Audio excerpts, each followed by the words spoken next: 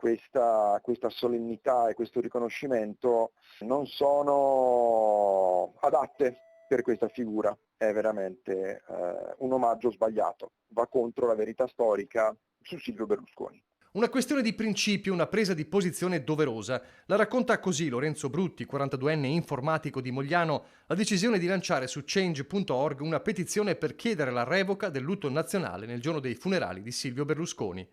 Una scelta vissuta come una beffa se si pensa al passato anche recente. In Italia il lutto nazionale non è stato proclamato per Giovanni Falcone e Paolo Borsellino.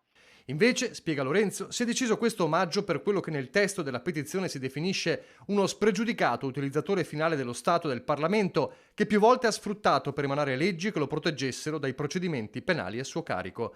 Una nota, insomma, stonata. Stonata perché offusca tutte le ombre che hanno fatto parte della storia politica di Berlusconi e sembra un tappo per mettere a tacere qualsiasi memoria futura sulla sua figura. È stata una figura molto divisiva tra chi lo sosteneva e chi era contrario alla sua visione politica. In questo modo è un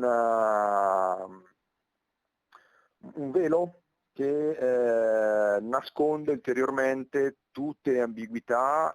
La petizione è partita in queste ore, nessuna velleità di cambiare il corso delle cose, ma una presa di posizione che resta chiara: dire no a una beatificazione giudicata umiliante per il Paese. L'abbiamo lanciata sapendo comunque che non cambierà le cose, ma per esprimere dissenso nei confronti di questa decisione.